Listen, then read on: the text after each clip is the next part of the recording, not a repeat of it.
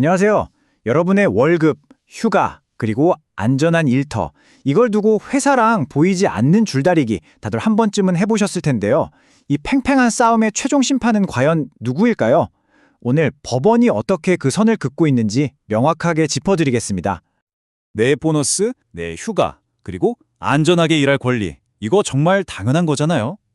근데 우리는 종종 회사 방침이라는 커다란 벽 앞에서 좌절하곤 하죠. 원래 다 그래. 회사가 정한 거라 어쩔 수 없어. 이런 말들 너무 익숙하지 않나요? 과연 그럴까요? 정말 최종 결정권이 회사에만 있는 걸까요? 놀랍게도 최종 결정권자는 사장님이 아닐 때가 정말 많습니다. 바로 법원이죠. 최근 법원의 판결들을 보면 직원과 회사 사이의 힘의 균형이 아주 의미 있게 변하고 있다는 걸 알 수 있거든요. 자, 그럼 지금부터 법원이 우리 직장의 룰을 어떻게 새로 쓰고 있는지 그 흥미로운 판결 속으로 함께 들어가 보시죠. 첫 번째 파트는 역시 가장 현실적인 문제, 바로 돈 이야기입니다. 우리 월급 명세서 보면 항목이 참 많잖아요. 기본급에 각종 수당에 상여금까지. 이게 다 내 월급 같지만 법의 눈으로 보면 어떤 건 임금이고 어떤 건 아닐 수도 있습니다. 법원이 인정하는 진짜 임금의 기준, 지금부터 확실하게 알려드릴게요. 핵심 키워드는 딱 하나입니다. 바로 노동의 대가. 법원은요, 돈에 붙은 이름표가 정기상여금이든 복지 포인트든 체력 단련비든 별로 신경 쓰지 않아요. 오직 한 가지만 봅니다. 이 돈이 과연 내가 일한 것에 대한 대가인가?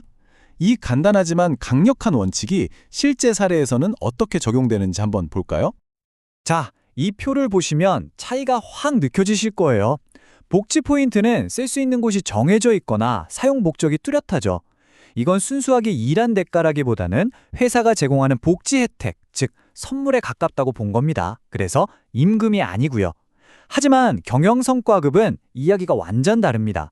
비록 회사 전체 실적에 따라 금액이 달라지더라도 그 실적 자체가 직원들의 노동이 모여서 만들어진 결과물이잖아요. 그렇기 때문에 이건 명백한 노동의 대가, 즉 임금이라는 겁니다. 이름이 아니라 그 돈의 진짜 성격이 중요한 거죠. 그럼 이런 경우는 어떨까요? 이거 진짜 많은 직장인들이 겪는 딜레마인데요. 많은 회사들이 정기 상여금을 주면서 지급일 현재 재직 중인 사람에게만 준다는 조건을 걸어요. 예를 들어 상여금이 6월 30일에 나오는데 내가 안타깝게 6월 20일에 퇴사를 했어요. 그럼 정말 한 푼도 못 받는 게 맞을까요? 법원의 대답은 아주 단호합니다. 아니요. 그런 재직자 조건은 무효라는 거죠. 왜냐? 상여금은 내가 일한 대가로 차곡차곡 쌓인 돈이지 지급일에 갑자기 짠 하고 생겨나는 돈이 아니기 때문입니다. 1월부터 6월까지 일했다면 설령 지급일 열흘 전에 퇴사했더라도 그 기간만큼은 비례해서 계산해서 줘야 한다는 판결입니다. 아주 상식적이고 명쾌하죠. 이 판결도 정말 중요한 의미를 가집니다. 한 운수회사가 기사들한테 무사고 수당을 주면서 만약에 사고를 내면 앞으로 3개월간 이 수당을 안 주기로 약속을 했어요. 근데 법원이 이걸 무효라고 본 겁니다. 판결문에 넣은 것처럼 아직 일어나지도 않은 일에 대한 벌금을 미리 정해놓고 월급에서 까겠다고 약속하는 것 자체가 근로기준법 위반이라는 거예요. 회사가 손해를 입었다면 그건 별도로 손해배상을 청구할 문제지 직원의 임금을 담보로 잡을 수는 없다는 뜻입니다. 자, 돈 이야기는 여기까지 하고요. 이제는 시간 이야기로 넘어가 보겠습니다. 바로 우리의 소중한 쉴 권리, 휴가에 대한 내용인데요. 이 부분에서도 법원은 직원의 권리를 아주 강력하게 지켜주고 있습니다. 상상만 해도 아찔하죠. 여름 휴가 가려고 비행기 표까지 다 끊어놨는데 팀장님이 와서 김대리, 지금 사람 없어서 휴가 못 가! 라고 말하는 상황이요. 정말 회사는 바쁘다는 이유로 직원의 휴가를 마음대로 거부할 수 있는 걸까요? 법적으로 따져보면 아주 명확합니다. 직원이 저 연차 쓸게요 하고 신청하는 순간 휴가를 쓸 권리는 그냥 생기는 겁니다. 회사가 이걸 막으려면요, 그냥 바쁘다 정도가 아니라 사업 운영에 막대한 지장이 있다는 걸, 그것도 회사가 직접 100% 증명해야만 합니다. 이 기준 생각보다 엄청나게 깐깐합니다. 실제 사례를 보면 얼마나 높은 허들인지 바로 아실 수 있어요. 한 항공사가 승무원들의 생리휴가 신청을 무더기로 거부해서 재판까지 갔습니다. 회사는 이 신청 다 받아주면 비행기 못 띄웁니다 라고 항변했죠. 근데 법원의 판단은 아주 단호했어요. 판결 내용을 좀 보세요. 더 나은 서비스를 제공하려는 건 경영상의 판단일 뿐 그게 직원의 법적 권리를 침해할 이유가 될 수는 없다. 그리고 이렇게 덧붙입니다. 인력이 부족한 건 회사가 사람을 더 뽑아서 해결할 문제지 그걸 왜 직원 탓으로 돌리느냐고 말이죠. 아주 사이다 같은 판결이죠. 그리고 이것도 알아두시면 좋은데요.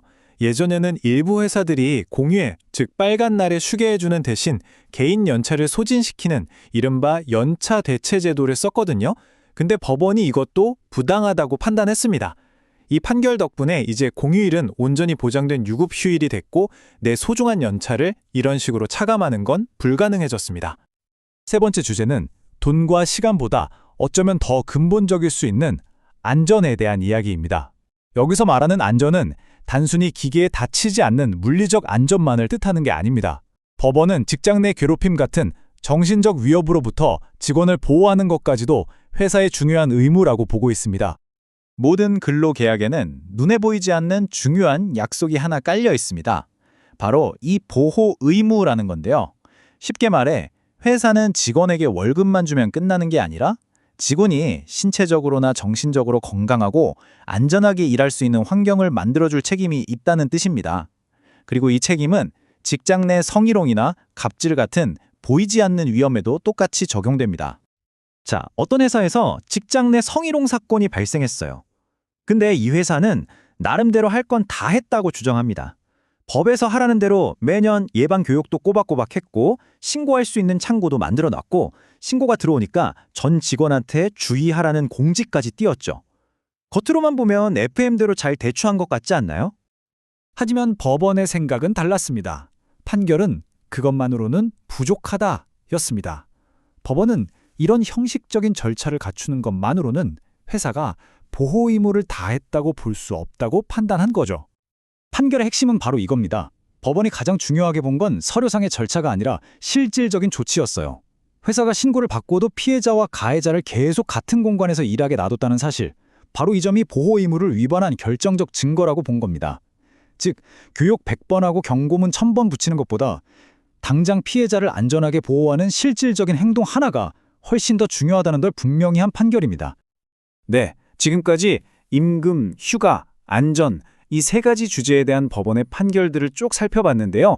이 판결들 사이에는 하나의 공통된 아주 뚜렷한 흐름이 있습니다. 바로 직장 내 힘의 균형이 직원 쪽으로 조금씩 하지만 분명하게 이동하고 있다는 사실입니다.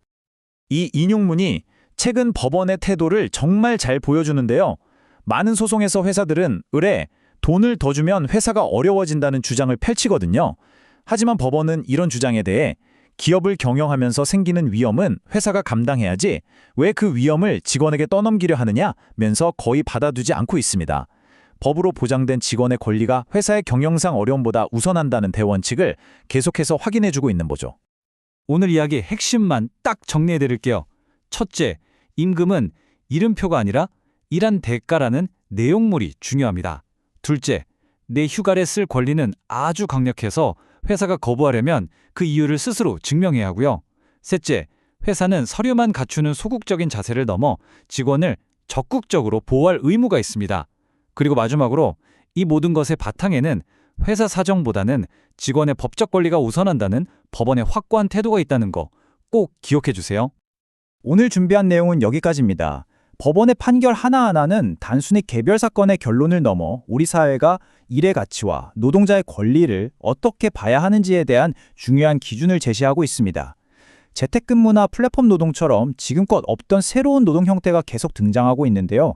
과연 법원은 다음 경계선을 어디에 그리고 어떻게 긋게 될까요? 우리 모두가 계속해서 지켜봐야 할 문제입니다.